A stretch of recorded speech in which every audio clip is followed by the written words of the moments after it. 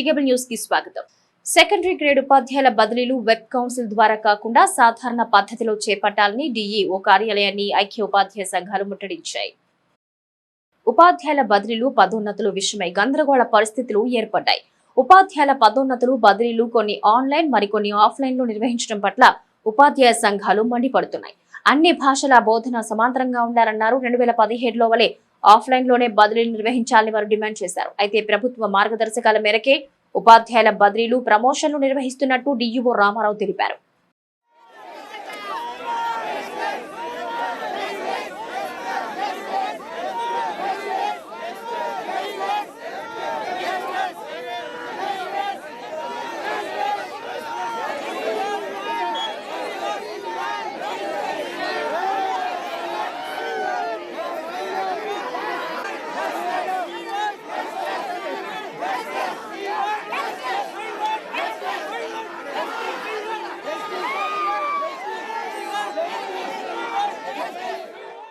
Head మాస్టర్ల seniority లిస్టుల దగ్గర నుంచి second grade seniority లిస్టుల వరకు ఈరోజు జాయిన్ అయిన వాళ్ళని కూడా ఎప్పుడు కూడా ఇంత లెందీ ఆఫ్ సర్వీస్లో మేము సీనియారిటీ లిస్టులు అంటే అప్పటికి ఎంతమంది ప్రమోషన్లు తీసుకోకపోతున్నారో దానికి ఒక 5 రెట్లో 10 రెట్లో సీనియారిటీ లిస్టులు తయారు చేసేవాళ్ళం.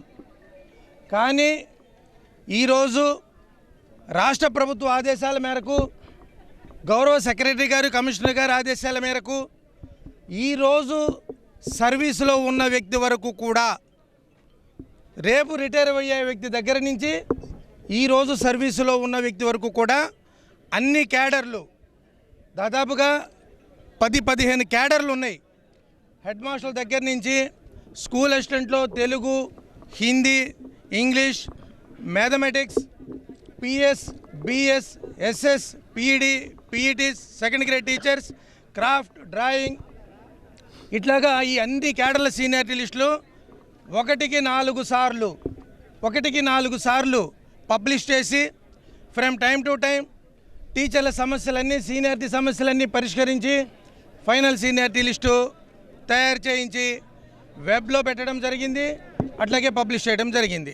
గౌరవ మన అందరు ప్రెస్ అండ్ ఎలక్ట్రానిక్ మీడియా వాళ్ళ ద్వారా కూడా ఇదంతా ఇవ్వడం జరిగింది.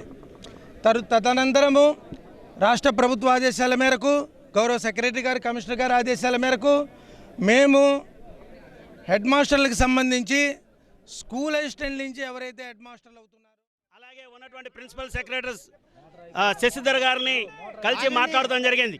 మేము దాంట్లో 4 ప్రధానమైన డిమాండ్లు చెప్పాం.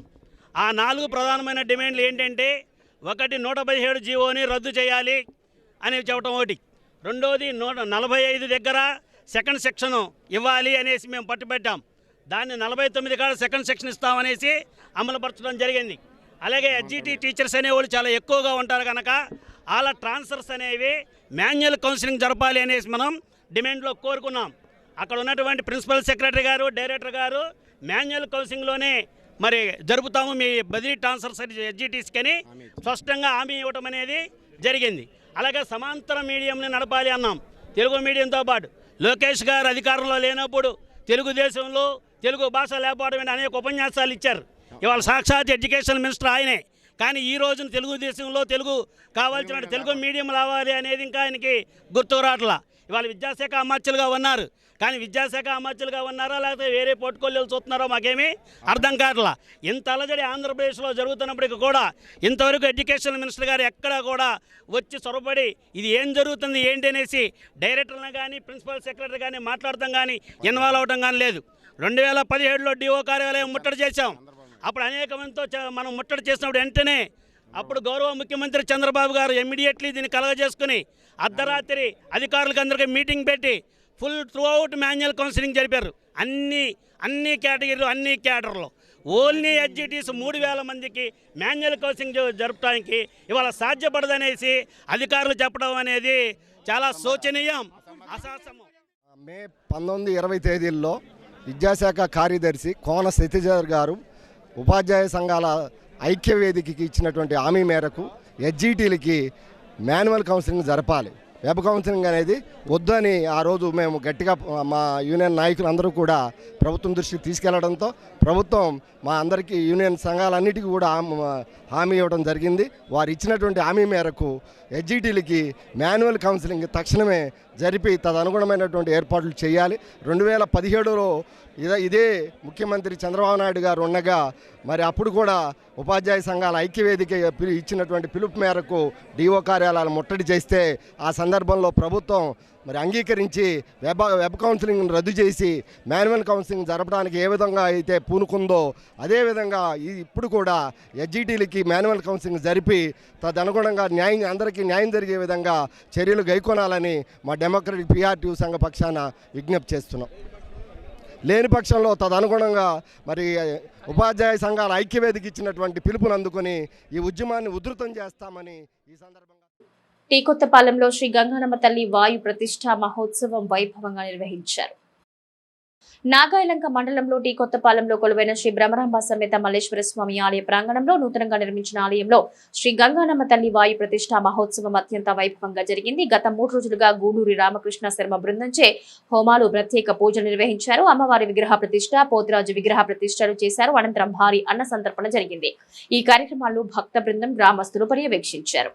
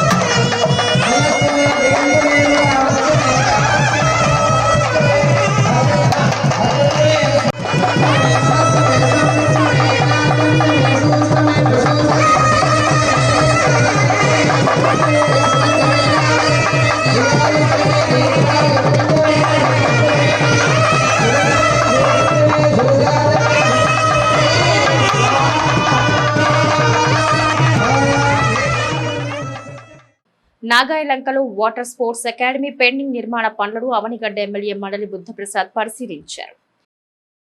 అవనిగడ్డ ఎమ్మెల్యే మండలి బుద్ధప్రసాద్ నాగాయలంకలో ఆకస్మిక పరిశీలనలు చేశారు. డిస్ట్రిక్ట్ మినరల్ ఫండ్స్ ట్రస్ట్ నిధులు 2 కోట్ల రూపాయలతో చేపట్టిన వాటర్ స్పోర్ట్స్ అకాడమీ పెండింగ్ నిర్మాణ పనులు పరిశీలించారు.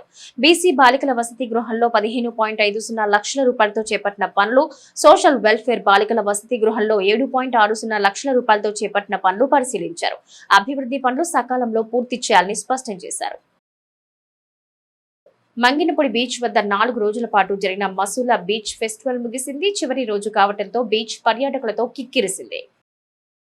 మంగినపూడి బీచ్ వద్ద 4 రోజుల పాటు జరిగిన మసూలా బీచ్ ఫెస్టివల్ ముగిసింది. చివరి రోజు కావడంతో బీచ్ పర్యాటకులతో నిండిపోయింది.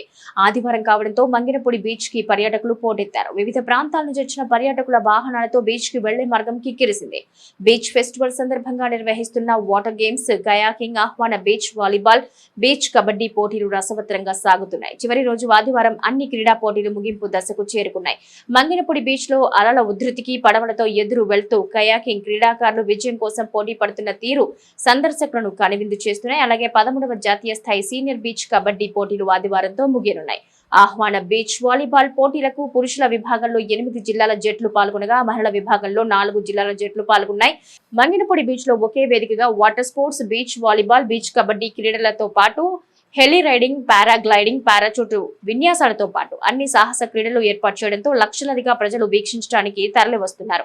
దాదాపు 3 రోజుల్లోనే ఈ సంఖ్య 12 లక్షలకు పైగా దాటిపోయిందని అంచనా. బీచ్ అందాలు ఎంజాయ్ చేస్తూ సాహస క్రీడల్లో పాల్గొంటూ సందర్శకులు ఎంజాయ్ చేస్తున్నారు. మంత్రి కొల్లు రవీంద్ర సైతం 4 రోజులుగా బీచ్ ను సందర్శిస్తూ సందర్శకులకు అందుతున్న సౌకర్యాలను వాకబు చేస్తూ ఎప్పటికప్పుడు తగు సూచనలు అందిస్తున్నారు. సిటీ కేబుల్ న్యూస్ సమాప్తం.